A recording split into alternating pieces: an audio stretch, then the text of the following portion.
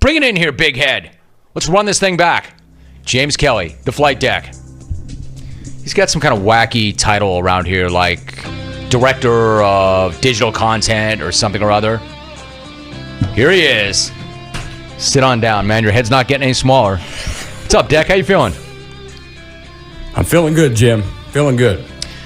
All right, so this is your triumphant return after your game-changing appearance of last week. Before we get to your picks, I need to know, chronicle all the ways in which your life has changed since your appearance on this show last week. I would say the biggest change, instead of making fun of my big fat forehead and head, they just now clown my horrible picks, which I still don't think they're very horrible. I thought they were pretty good last week.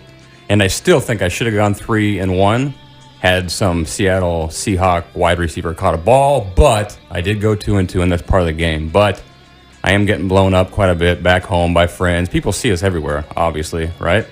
Bars, casinos, everywhere. Yeah. The pattern is full.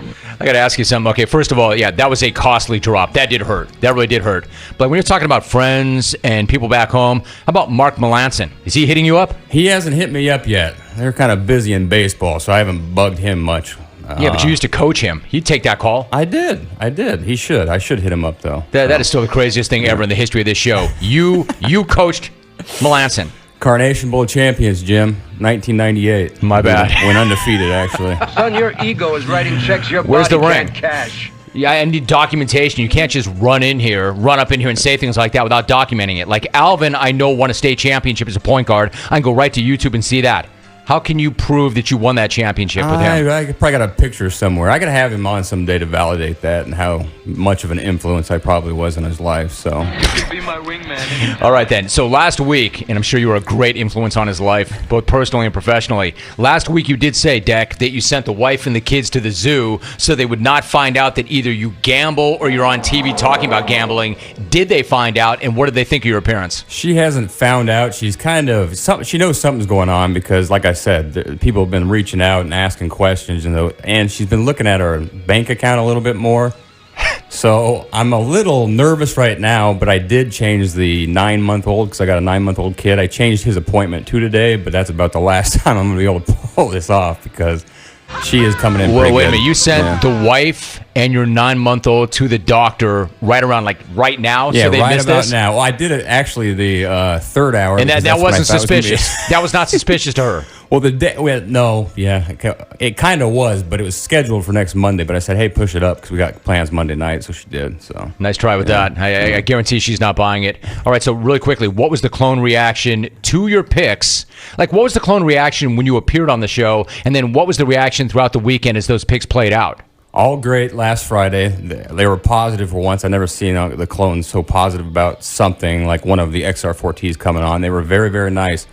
But come Saturday, about Minnesota, San Francisco, about third quarter there, a lot of negative clones out there, Jim. They started blowing up the old Twitter account, calling me all kinds of nice names and everything like that. And throughout the weekend, Slider. more negative than the positive, but you know that kind of comes with the territory. That's what we signed up for. I like that. Yeah, you know, Jim, there's a lot of negative clones out there. Yes, there are. Yes, there are. All right, so let's give them something to be negative about or positive. Let's break it down. It is time, starting with the AFC Championship game. You've got the Titans plus 7.5. That's your spread. The over-under is 53. Titans on the money line, plus 265. Do you want the road dog or are you going with the home team? I'm going to go with the road team. Once again, I've been riding the Titans for the last 4 weeks. They're physical, they're smart, they're tough. And 4-0 this year when they're 4-point dogs or more, and they've won every single one of those games outright. So I'm going to jump back on the Mike Vrabel, Derrick Henry train, and I'm going to hit them at 7.5 points for the Titans. Have you done that yet? Did you get 7.5? I did actually because of waiting on injury news, and I thought it might benefit the Titans more right now at 7.5, and I saw some of the money might be pushing that line down to 7, so I did hit the 7 plus 7.5. So all right, Titans. so plus 7.5. Before I leave that topic really quickly, you know, we're waiting on Chris Jones. That's one of the things we're waiting on, Right. and it looks like he might be a coin flip. They might see him day of the game. They went and did that last week. He did not play. If they do not have him, how big of a hit in your mind is that to the Chiefs? It's a big hit. The calf injury is going to be I think it's going to affect him regardless of the situation because it's his calf. I'm not Trevor Price by no means, but I would imagine a calf injury would hurt him. So, especially if the Titans get behind, he's their best interior. He's actually their only interior pass rush guy they got. So, Chris Jones' injury is big, big, big right now. All right, so really quickly, what about Ryan Tannehill? How much do they need from Ryan Tannehill in order to cover or win this game outright? Do what he's done. I mean, he didn't throw a lot of yards the last 2 games where they've won, but he's played better defense. What's going to happen, I'd imagine, is obviously Kansas City's going to jam that box, try to stop Derrick Henry. He's going to have single coverage on the outside, and nobody this year has thrown the deep ball better than Ryan Tannehill. So he's done it all year. He has to do it again. And then if they get behind, like I said, this isn't Baltimore or New England where their defense is that good. He can bail them out. He's better than people are giving him credit for, but he does have to be good to give him a chance. Top-rated quarterback in the league right now. There All you right, go. so the big head in studio, you've got the Titans plus 7.5. What about the NFC Championship game? Last check, that game was also a 7.5-point spread. The over-under is 46.5. The Packers are plus 265 on the money line. If you go that way, who you got? I hit it Sunday night.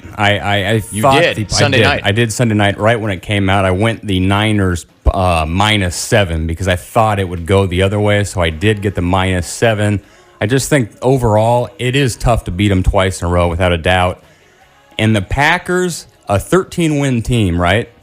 Who are 7-point underdogs or more, history's on their side. I mean, they should, if history proves itself right, the last 3 games like that in the NFC Championship game, they have won that. I just think that this 49ers team is just too good, too balanced. That defense is just nasty. They're healthy.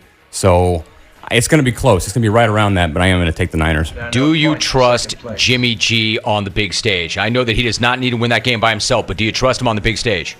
After watching last week in the Vikings, I don't have all the trust in the world in him, obviously, and he has a tendency to put that ball out there and everywhere. He's the X factor, man. If he gives the ball to the Packers a couple times, they're going to be right in this whole game. But why I do have some trust in him is because of Kyle Shanahan, the scheming that they're going to do.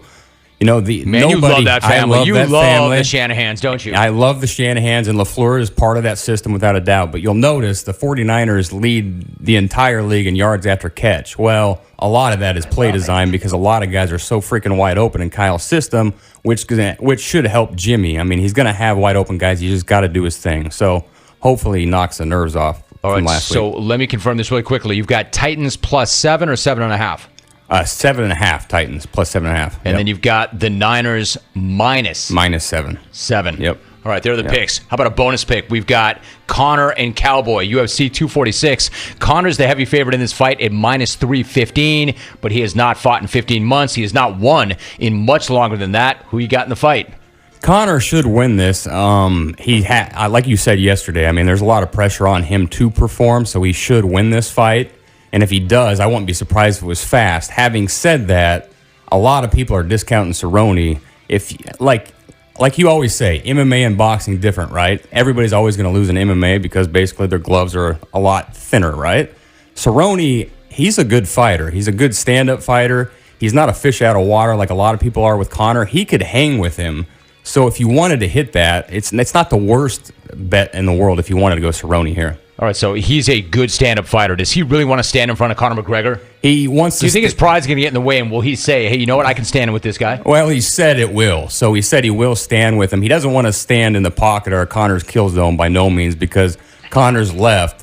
I mean, it ices people, and it's accurate. But he can stand on the outside, and the biggest thing with him, he is a great Muay Thai fighter. If he could finish his combinations with kicks, high kicks, low kicks, peck away at that beginning thing, he could grapple him to the ground. It's not going to be a traditional takedown like wrestling.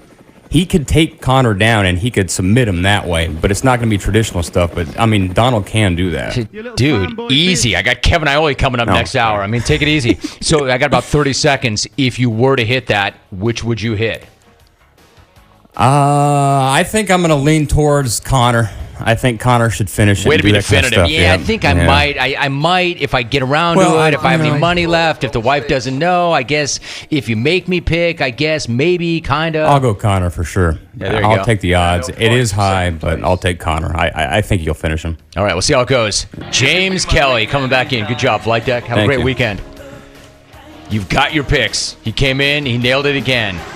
He's taking the Packers and the points.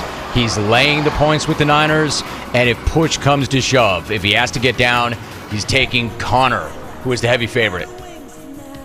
James Kelley, hit him up on Twitter. Hit him up on Twitter.